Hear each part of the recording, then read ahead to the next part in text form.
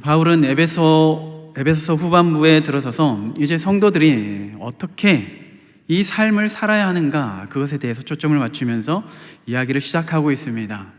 그리고 그 시작점에 가장 먼저 꺼내든 이야기가 뭐냐면은 바로 이 공동체, 교회의 하나됨에 대해서 강조를 하고 있습니다. 이 하나됨을 위해서 겸손해야 되고, 온유해야 되고, 오래 참아야 하고, 또 사랑으로 용납해야 되는 것이죠. 그런데 이 일을 생각해 보면은요, 결코 쉽지가 않습니다. 쉽지가 않기 때문에 바울은 3절에서 성령께서 하나 되게 하신 것을 힘써 지키라 라고 이야기를 하는 거죠. 쉽지 않기 때문에 힘써 지키라고 하는 겁니다. 의지적으로 노력을 해야 된다는 거죠. 나를 죽여야만 내 생각과 내 방식을 버려야지만이 함께 하나가 될 수 있다는 것을 말하고 있습니다. 또 쉽지 않은 이유 중에 하나가 세상의 관점으로 보면은 마치 내가 겸손하고 온유해야 하고 또 오래 참는 그 모습이 참 무기력해 보이고 무능해 보일 수도 있습니다. 그래서 굉장히 자존심 상할 때도 있죠. 그럼에도 불구하고 궁극적으로 우리가 교회의 하나됨을 위해서는 이렇게 나를 버릴 수 있어야 되는 겁니다. 힘써 나를 내려놓을 수 있어야 되는 것이죠. 그래야지 교회가 하나됨을 유지할 수가 있는 겁니다. 제가 최근에 자주 이제 또 대신반 기강이기도 하고 자주 듣는 이야기 중에 하나가 왜 이렇게 살이 많이 빠졌냐, 그렇게 이야기를 말씀하세요. 살이 많이 빠졌다. 운동을 하다 보니까 자연스럽게 살이 빠지더라고요.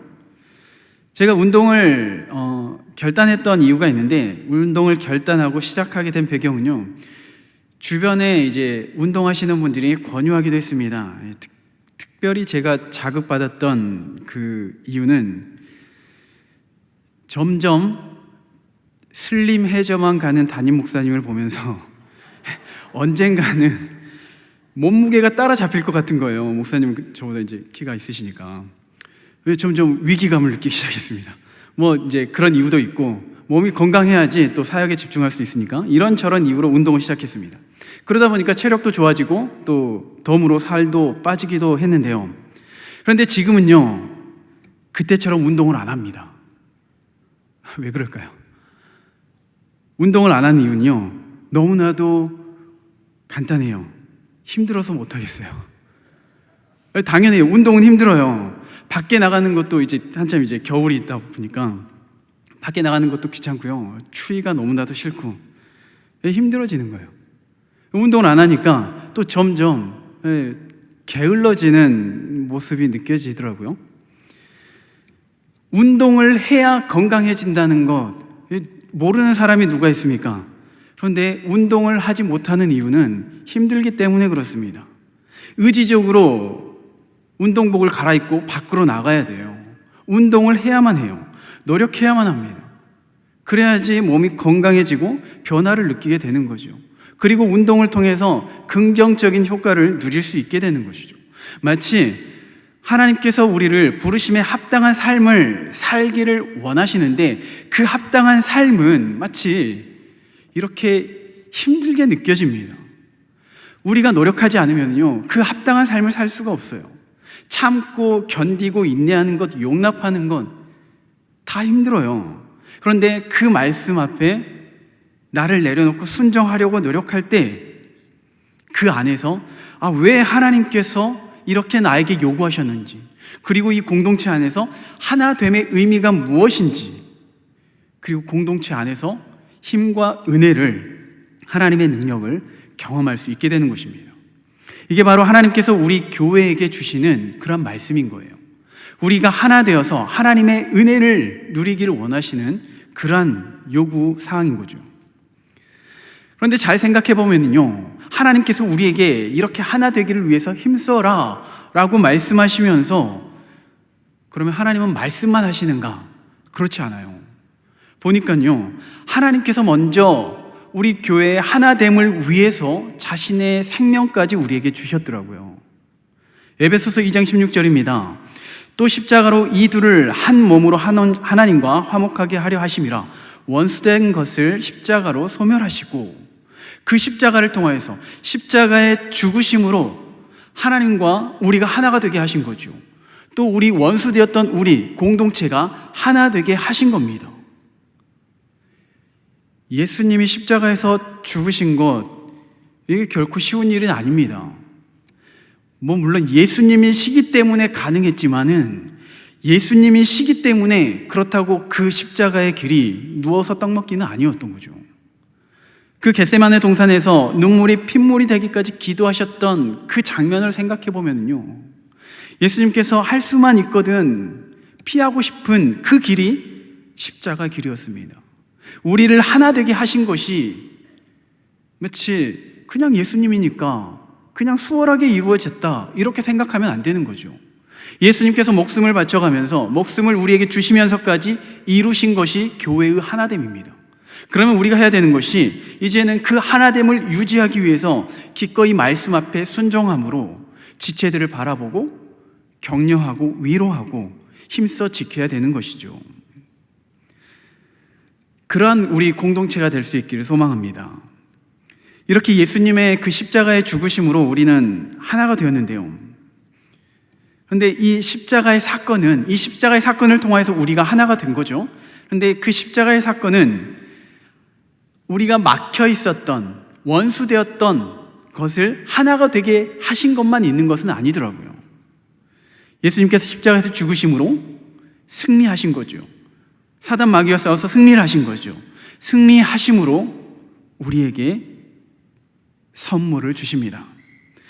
7절 8절 말씀에 우리가 각 사람에게 그리스도의 선물의 분량대로 은혜를 주셨나니 그러므로 이르기를 그가 위로 올라가실 때 사로잡혔던 자들을 사로잡으시고 사람들에게 선물을 주셨다 하였도다. 자, 이 선물을 우리에게 주셨다는 말씀을 하시면서 이야기를 하면서 바울은 시편 68편의 말씀을 인용합니다. 시편 68편 18절의 말씀인데요, 주께서 높은 곳으로 오르시며 사로잡은 자들을 취하시고 선물들을 사람들에게 받으시며 반역자들로부터 받으시니 여호와 하나님이 그들과 함께 계시기 때문이로다. 자, 이 시편 68편의 말씀은요, 다윗의 시인데요, 다윗이 전쟁 중에 승리를 취합니다. 승리하였죠. 그런데 그 승리의 원인이 어디에 있었냐면은 하나님께서 승리케 하셨기 때문에, 그래서 그 전쟁의 승리가 하나님께 있음을, 하나님께서 주신 승리라는 것을 고백하며 찬양하는 시편이 68편인데요. 68편 18절에 보면 주께서 높은 곳에 오르시며라고 이야기를 하죠. 자, 하나님께서 높은 곳에 오르셨는데, 그런데 생각해 보면은 애초에 하나님께서는요, 가장 높은 곳에 계신 분이시죠. 더 이상 올라갈 곳이 없어요. 그런데 높은 곳에 오르셨다라는 표현을 사용하고 있어요. 그러면 그 말인즉슨 낮은 곳에 내려오셨다는 것을 의미하는 거죠. 낮은 곳에 내려오셔서 다시 높은 곳으로 오르신 거죠. 그러니까 다윗은 이 전쟁을 치르는 동안 하나님께서 친히 역사하시고 승리케 하셔서 승리 후에 다시 높은 곳으로 오르셨다라는 의미로 표현하는 겁니다. 그리고 그 다음에 사로잡힌 자들을 취하시고 선물들을 사람에게서 받으시며 반역자들로부터 받으셨다. 자, 전쟁을 치르면은요, 반드시 승리 후에 취하는 것이 전리품입니다. 승리의 기쁨을 만끽할 수 있는 것이 이 전리품인 거죠. 그런데 이 전리품은 어떤 그 전쟁의 대장만 가져가는 것이 아니라, 왕만 가져가는 것이 아니라 그 전쟁에 참여했던 모든 병사들에게 함께 나눠줍니다. 함께 전리품을 나누면서 그 승리의 기쁨을 누리게 되는 거죠. 그러니까 오늘 그 바울이 본문에서 시편 68편을 인용하면서 마치 예수님께서 승리하심으로 사탄 마귀를 깨뜨리시고 전쟁에 승리하신 후에 주신 선물이 오늘 본문에 기록되어 있는 은사라는 겁니다. 전쟁에 승리한 이후에 우리에게 주신, 십자가에서의 그 승리 후에 우리 교회에게 주셨다는 것을 말하고 있습니다. 그 은사가 뭐냐면은 11절에 어떤 사람은 사도로, 어떤 사람은 선지자로, 어떤 사람은 복음 전한 자로, 어떤 사람은 목사와 교사로 삼으셨으니, 이렇게 사도, 선지자, 복음 전하는 자, 그 다음에 목사와 교사를 하나로 보는데요. 이렇게 네 가지 직분을, 이 은사를 우리에게 주셨는데, 다른 서신서를 보면은 조금 내용이 다르게 나와 있습니다. 다른 서신서에. 그런데 그 서신서와 조금 차별이 있는 이유가 뭐냐면은, 오늘 본문에서 말하는 이 은사들은요, 교회 설립을 토대로 이야기를 하고 있어요.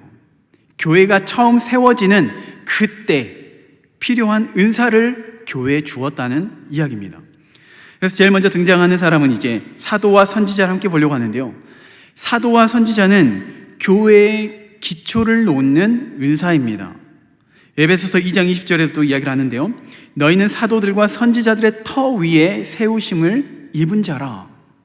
그리스도 예수께서 친히 모퉁이 돌이 되셨느니라. 사도들과 선지자들의 터 위에 교회를 설립합니다.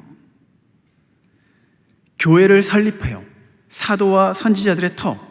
사도와 선지자들을 통하여서 부활하신 예수 그리스도와 밀접한 관계를 맺고 있는 사도와 선지자들을 통하여서 그들 가운데 예수 그리스도가 증거되어지고 복음을 선포함으로써 교회의 기초가 되어지는 거죠. 이들은 특별한 임무를 부여받은 사람입니다. 그래서 오늘날에는 더 이상 이 은사가 존재하지 않습니다. 그렇게 해서 사도와 선지자의 은사가 주어졌고요. 그 다음에 세 번째죠. 복음 전하는 자인데, 복음 전하는 자는 일단 십자가의 복음을 효과적으로 전달할 수 있는 그 능력을 갖춘 그러한 사람을 이야기해요. 그래서 전도에 어떤 특별한 은사가 있어가지고 그 사람을 통하여서 그 복음이 효과적으로 많은 사람들에게 전달되는 그러한 사역을 말하는데, 이 말을 들으면요, 그러면 역시 전도는 특별한 사람에게만 부여된 그런 사명이구나, 이렇게 오해할 수가 있는데요. 근본적으로는 모든 그리스도인들에게 복음을 전해야 할 사명이 있죠. 그런데 사명이 있는데 그 중에서도 복음 전도자에게는 더 특별한 하나님의 은사를 부어주신 겁니다. 이 은사는요, 사도와 선지자들처럼 은사가 종료되지는 않았어요. 그런데 교회사를 통틀어 보았을 때 이 은사를 받은 사람은 그리 많이 있지 않다고 말을 합니다. 대표적으로 어떤 사람이 예를 들 수 있냐면은, 예전에 1973년도 여의도에서 전도 집회가 있었습니다. 빌리 그레함 목사님을 통하여서 전도 집회가 있었죠.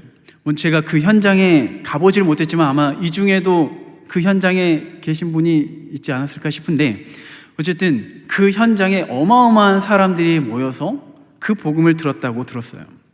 우리 사무국에 가면은 그 사진이 있더라고요. 액자에 걸려 있더라고요. 아무튼 이렇게 복음 전도자로서 교회에 이 앞서 사도와 선지자들에 의해서 교회의 기초가 세워지고, 이제 이 복음 전도자들을 통하여서 교회에 부흥이 일어날 수 있도록 특별하게 베풀어 주신 은사가 바로 복음 전도자라는 거죠. 그러나 오늘날에는 쉽게 찾아볼 수 없는 은사라는 겁니다. 그러면 이제 실질적으로 교회에 남아있는 은사는 하나입니다. 바로 목사와 교사예요. 목사와 교사 두 단어로 되어 있지만 실제적으로는 이 목사의 주된 사역이 가르침에 있기 때문에 교사라는 말과 함께 사용하는 겁니다. 사도와 선지자를 통하여서 교회가 세워졌습니다. 복음 전도자를 통하여서 많은 사람들이 교회에 몰려오게 되었습니다. 그런데 앞에서 바울이 하나됨을 위해서, 공동체의 하나됨을 위해서 힘써 지켜야 된다고 말을 했을 때, 하나됨을 지킬 수 있는 그 능력이 어디에서 나올까요? 그 능력은 하나님의 말씀으로부터죠. 하나님의 말씀으로부터 그 힘과 능력이, 우리에게 하나님의 능력이 흘러나아가게 됩니다. 믿음에 대한 정확한 이해가 있어야 되고 바른 신앙관이 잡혀야지만이 성도와 교회가 바르게 세워질 수 있는 겁니다. 예를 들면은 예전에 학교가 흔하지 않았던 시대에 어떤 그런 교육에 대한 열정을 가지고 어떤 한 사람이 자신의 시골 마을에 학교를 지었습니다. 학교를 세웠어요. 건물을 세운 거죠. 그리고 그 동네에, 그 마을에 정말 배움에 갈급한, 이제까지 배워본 적이 없었던 아이들이 어마어마하게 몰려들기 시작했습니다. 자, 학교가 세워지고 배움을 갈망하는 아이들이 있으니까, 학생들이 있으니까 그 학교의 기능이 바르게 운영이 될 수 있을까요? 학교에는 교사가 있어야 되죠. 가르칠 교사가 있어야지 학교가 학교다운 기능을 할 수가 있는 겁니다. 그런 면에서 교회 안에서 가장 중요한 직분이 바로 목사인 거예요. 하나님의 말씀을 가르치기 때문에 그렇습니다. 하나님의 말씀을 통하여서 성도의 믿음이 자라날 수 있도록 돕기 때문에 그렇습니다. 목사가 성도를 자라게 하는 것은 아니죠. 말씀을 증거함으로써, 말씀을 선포함으로써, 말씀을 쉽게 가르침으로써 그 말씀을 통하여서 우리의 믿음이 자라나게 되는 것이죠. 그 믿음은 들음에서 나고, 들음은 그리스도의 말씀이라고 이야기를 하잖아요. 하나님께서 이 땅에 교회를 세우시고 그 교회를 지키시기 위해서, 건강하게 자라게 하기 위해서 목사와 목사를 교회의 선물로 주신 겁니다. 요한복음에서 부활하신 예수님이 베드로를 찾아오십니다. 그리고 질문을 하죠. 3번 질문을 합니다. 네가 나를 사랑하느냐? 베드로가 마음에 찔리죠. 주님만이 아십니다. 그리고 베드로의 대답 때마다 예수님께서 뭐라고 말씀하시냐면은 내 양을 먹이라. 양을 먹이고 돌보는 것, 그것이 바로 목자의 역할, 목사입니다. 한번 오전에 이어서 오후에도 그 양을 한번 상상해 보기를 원하는데요. 무수한 많은 양들이 있습니다. 그 양들이 자기 스스로 능력이 있어서 먹이를 찾는가? 그렇지 못해요. 양은 참 어리석기 때문에 목자의 인도함이 없이는요, 먹이를 찾아 다닐 수가 없습니다. 먹이를 찾을 수가 없어요. 그래서 목자의 첫 번째 역할이 뭐냐면은 이 양들을 먹여야 하는 거죠. 양이건 사람이건 아무튼 먹어야 됩니다. 이 양을 위해서 목자는 푸른 초장으로 인도하죠. 그러면 교회 안에서 목자의 역할은 뭘까요? 먹여야 하는 건데 뭘 먹이나요? 말씀을 먹이는 거죠. 생명의 말씀을 먹이는 거죠.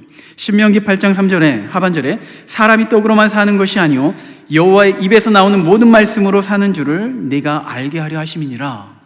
하나님의 말씀으로 우리는 살아나가는 존재들입니다. 하나님의 말씀이 없으면요, 우리는 성장할 수도 없고 건강해질 수도 없습니다. 성숙해질 수도 없습니다.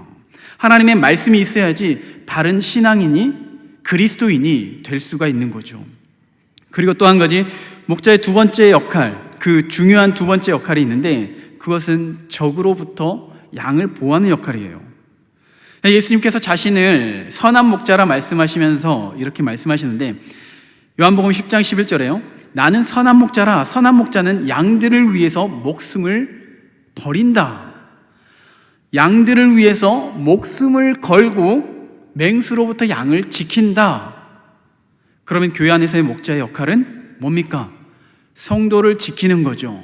그런데 성도를 어떻게 지킬 수가 있어요? 이 많은 성도들을 어떻게 지킬 수가 있습니까? 아니, 무엇으로부터 지킵니까? 사단은 우리를 끊임없이 넘어뜨리려고 하죠. 우리를 집어삼키려고 합니다. 그 사단으로부터 지켜야 하는 것이 목자의 역할인데, 그런데 어떻게 성도들 일일이 한 사람 따라다니면서 그들의 삶 속에서 이거는 지금 사단의 유혹이기 때문에 그 말에 따르면 안 됩니다, 어떻게 이렇게 말할 수가 있나요? 안 돼요. 스스로 지키고 보호할 수 있도록 훈련시키는 겁니다. 말씀으로 양육하는 겁니다. 교회 안에서 봉사하게 하면서 스스로 사단의 유혹을 분별할 수 있도록 하게 하는 거죠. 목자가 양을 지키는 것처럼 목사는 교회 안의 성도들을 이렇게 말씀으로 양육하면서 훈련시키면서 지키게 하는 겁니다. 12절 13절에 이는 성도를 온전하게 하여 봉사의 일을 하게 하며 그리스도의 몸을 세우려 하심이라. 우리가 다 하나님의 아들을 믿는 것과 아는 일에 하나가 되어 온전한 사람을 이루어 그리스도의 장성한 분량이 충만한 데까지 이르리니. 이렇게 봉사하게 함으로써, 훈련하게 함으로써 그 결과 14절에 이는 우리가 이제부터 어린아이가 되지 아니하여 사람의 속임수와 간사한 유혹에 빠져 온갖 교훈의 풍조에 밀려 요동하지 않게 하려 함이라. 더 이상 세상 유혹에, 사단의 유혹 가운데 넘어지지 않도록 보호하는 역할이 바로 목자의 역할인 겁니다. 세상에 어떤 풍파가 오더라도요, 하나님의 말씀을 붙잡게 되면은, 그 말씀으로 훈련되어지게 된다면은 우리는 능히 이겨낼 수 있을 줄로 믿습니다. 그런 의미에서요, 정말 교회의 중요한 역할, 물론 이제 목회자의 중요한 역할 중에 하나가 이렇게 가르치는 건데, 말씀을 선포하면서 가르치는 건데, 우리 교회 안에 있는 이 제자훈련, 이 제자훈련이요, 정말 성도를 건강하게 하고 교회를 건강하게 하는 겁니다. 제가 많은 교회들을 돌아다니지는 않았지만요, 그 교회들마다 제자훈련이 있어요. 그런데 제자훈련이 있는데 우리처럼 FM대로 하는 곳은 흔하지가 않습니다. 그래서 어쩌면은 다른 교회에서, 타 교회에서 이제 제자훈련을 받고 오신 분들은 전에 있던 훈련과 이 교회 훈련 똑같은 훈련 아닌가요? 그래서 굳이 받을 필요가 없을 것 같은데 라고 생각하는 분들도 계세요. 그런데 달라요. 질이 다릅니다. 질이 달라요. 정말 말씀에 훈련하면서 말씀에 살아계신 그 하나님을 경험할 수 있는, 그래서 그 말씀을 통하여서 믿음이 성장되고 삶이 변화된다는 것을 경험할 수가 있게 되는 거예요. 이 제자훈련뿐만이 아니라요, 또 우리 교회 안에 있는 이 행복한 만남, 이 행복한 만남도 마찬가지입니다. 이 행복한 만남을 통하여서 정말 하나님의 말씀의 그 달콤함을 누릴 수가 있게 되는 거예요. 그냥 평생을 교회에 왔다 갔다 하시는 분들도 있는데요, 그분들의 신앙보다 행복한 만남에 참여하고 제자훈련에 들어와서 하나님의 말씀을 경험하게 되는 사람들과는요, 정말 신앙의 질이 달라지게 됩니다. 내게 주어진, 내게 다가오는 그런 세상의 풍파들이 있는데, 그런 시험들 속에서도요, 해결할 수 있는, 그 문제를 해결할 수 있는 능력을 갖게 되는 거예요. 물론 그 능력이 내 안에 있는 것이 아니라 나와 함께 하시는 그 하나님에게 있음을 알고 먼저 기도하게 되고, 먼저 또 동역자들에게 함께 기도하면서 하나님의 뜻을 발견하게 됩니다. 상황과 환경은 그대로일지는 모르겠는데요, 하나님의 사람으로 점점 변화되어지는 모습을 보게 되는 거예요. 사람의 눈으로 그 믿음이, 그 신앙이 변화되어지는 모습을 보게 되면은요, 정말 우리 안에, 저희 안에서도 얼마나 큰 기쁨인데요. 그런데 사람도 이렇게 기뻐하는데 하나님께서는 얼마나 기뻐하시겠습니까? 그렇게 믿음이 자라나고 교회가 자라나는 모습을 보면서 하나님께서는 정말 기뻐하신다는 거죠. 하나님의 뜻이 그 안에 있다는 것을 우리가 알게 되는 겁니다. 교회 안에서 말씀으로 훈련받고 또 교회 안에 깊숙이 들어올 수 있는 그런 우리 모든 성도들이 될 수 있기를 소망합니다. 그런데 이런 말씀의 훈련뿐만이 아니라 교회 안에 여러 공동체 안에서 그 어떤 기관 속에서 봉사하고 헌신하는 것 역시 우리의 믿음이 하나님 앞에 온전케 되어지는 과정이 되어집니다. 사실 제자훈련, 이 훈련들을 통하여서 개인의 신앙 성숙도 있어요. 분명히 개인의 신앙 성숙이 있습니다. 그런데 궁극적으로 이 훈련들을 통하여서 무엇을 하냐면요, 오늘 본문의 12절 하반절에 그리스도의 몸을 세우는 것, 공동체를 더 건강하게 성숙하게 하는 것이 목표라는 겁니다. 근데 어떤 경우에는 신앙훈련, 이런 제자훈련을 통해서 개인의 신앙 성숙을 목표로 하고 목표를 이루어서 그냥 이제 나는 다 이루었네, 사역훈련 했으니까 다 이루었다라고 생각하시는 분들이 계세요. 1차적인 목적은 공동체보다는 조금 개인적으로 들어갈 수는 있습니다. 그러나 앞서 이야기했던 것처럼 그 훈련을 통하여서 이후에는 더 깊숙이 교회 안에서 봉사하고 헌신함으로써 그리스도의 몸을 세워 나아가는데 그 목적이 있는 거예요. 훈련을 받았으면은요, 또 훈련 중에 있다면은요, 반드시 교회를 위해서 봉사하고 헌신해 보셔야 합니다. 그래야지 정말 그 말씀이 나의 지적인 그런 어떤 습득에서 끝나는 것이 아니라 정말 말씀에 살아 역사하는 것을 경험할 수 있게 되는 것이죠. 이거는 이제 뭐 제자 훈련에 있는 사람, 사역 훈련을 받은 사람만 해당되는 것이 아니라요, 새 가족이라도 마찬가지입니다. 새 신자라도 마찬가지예요. 각자의 은사에 따라서 교회 안에서 들어와서 그리스도의 몸을 세우기 위해서 노력해야 되는데요, 하나님께서는요, 각자의 은사대로 우리에게 부어주셔서 한 몸을 이루게 하시는 겁니다. 앞서 예수님께서 사단의 권세를 깨뜨리시고 승리하시면서 교회의 선물을 주셨다고 했습니다. 그런데 그 교회의 선물은 뭐 제자반 수료하고 사역반 수료한 사람에게만 해당되는 것이 아니라 모든 성도에게 주셨다는 거예요. 새 가족이라 할지라도, 아직 세례를 받지 않았다 할지라도 제외가 되지 않습니다. 7절에 우리 각 사람에게 그리스도의 선물의 분량대로 은혜를 주셨나니, 각 사람, 모든 사람, 모든 성도에게 은혜를 주셨다는 겁니다. 모든 성도가 함께 이 교회 안에서 한 지체가 되고 한 몸이 되어서 하나님의 풍성한 은혜를 누릴 수 있도록 하기 위한 것이라는 겁니다. 그런데 어쩌면 이렇게 생각할 수 있어요. 나는 내가 뭘 해야 할지 잘 모르겠습니다. 새 가족들이 많이 그럴 수가 있죠. 교회 온 지 얼마 안 돼, 신앙생활을 한 지 얼마 안 됐다면 그럴 수가 있습니다. 나는 교회 시스템을 잘 모르겠어요. 내가 뭘 잘하는지도 잘 모르겠습니다. 당연합니다. 처음부터 잘하는 사람이 없죠. 그래서 권면 드리는 것은요, 이것저것 다 해봐야 하는 겁니다. 물론 여기저기 들쑤시고 다니라는 그런 의미가 아닌데요, 저에게 이제 조카가 있는데요, 조카가 좀 멀리 떨어져 있습니다. 멀리 떨어져 있는데 이제 가족 카톡방에 간간히 이 조카의 소식이 올라와요. 그의 부모를 통하여서 이제 올라오는데, 한 번은 이제 뭐 사진이건 동영상이건 이제 올라오는데 축구를 하고 있더라고요, 아이들이. 아, 축구를 배우는구나. 축구를 배우고 있어요. 근데 어느 날에는 또 수영장에서 열심히 수영하고 있는 모습을 동영상으로 또 보내왔어요. 아, 이제는 수영도 배우는구나. 태권도 사진이 오네요. 태권도 배우는구나. 아, 도대체 얼마나 많은 것을 하는가. 어떤 날에는 노래를 불러요. 노래도 배우고 있어요. 악기를 다루면서 오케스트라에도 들어간 거예요. 심지어는 연기까지 하더라고요. 이것저것 다 하는 거예요. 그런데 그것을 다 한꺼번에 하는 것이 아니라 부모의 욕심인 거죠. 이 아이의 달란트를 발견하기 위해서, 이 아이의 재능을 보기 위해서, 이 아이가 뭘 좋아하는지, 뭘 잘하는지 모르잖아요. 아직 한 번도 안 해봤기 때문에.